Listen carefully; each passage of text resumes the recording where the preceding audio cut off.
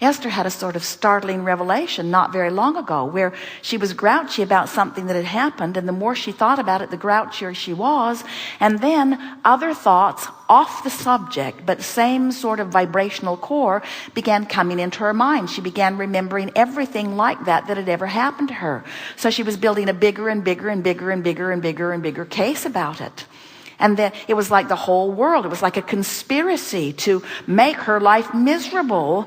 And it had all started with just one little thing that she sat and just mulled over, mused over, moaned over, complained over for not that long. So then she decided, well, if there's anyone on the planet who should clean up their act, it ought to be me. So she isolated herself away from all of those who were glad to see her go.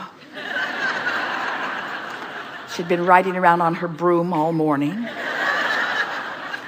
And she went to clear her mind, to meditate, to find relief from the self-imposed tension that had started with her knee-jerk reaction to an uncontrollable circumstance. Trying to control the uncontrollable will get you every time, won't it? So she sat to meditate, and she reached for a thought that often gives her a feeling of ease and comfort right away. She thought about ease and flow. She just focused upon the words ease and flow. But you got to understand, she had a pretty good current going over here. She'd been on it for a while, quite a while, well over an hour.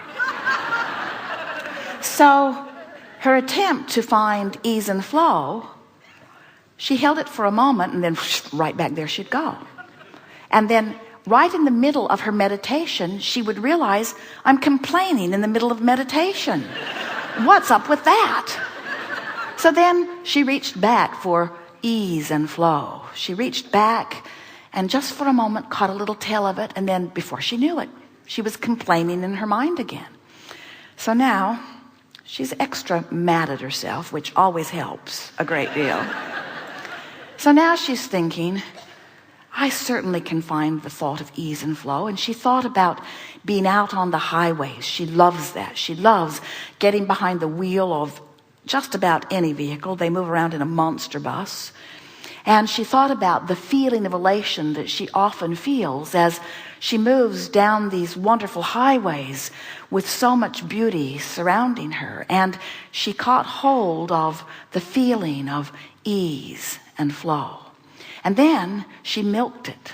She stayed there just a little bit and thought about why it feels so good, and for a moment loved the landscape and loved the highways and loved her vehicle and loved her life. And she managed to focus enough that she found the dominant resonance with who she is. And then an amazing thing happened.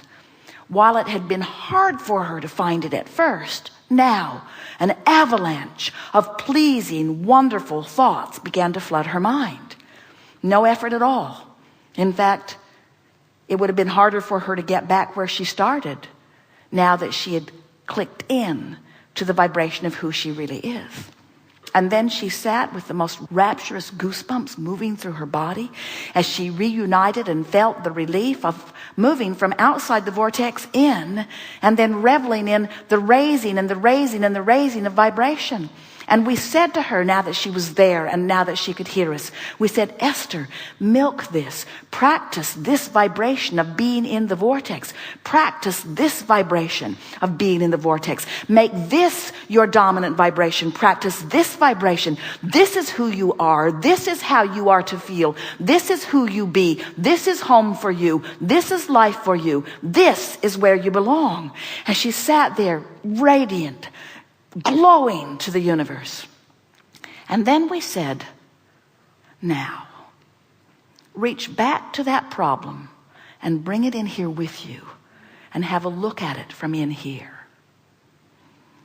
And Esther said, don't make me do it. The bliss inside the vortex is so sublime. Won't I run the risk of the vortex spitting me out?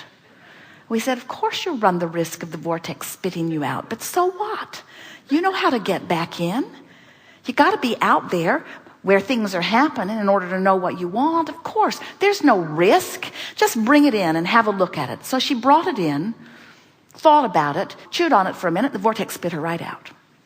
It was still in that raw and ragged place, and her attention to it caused her to not be able to stay in alignment with who she was. But the next time, still sitting there, that she went to get in the vortex, she went right in. In other words, she just ignored it for a moment, thought about ease and flow, remembered how good she'd been feeling just a moment ago, went right back in.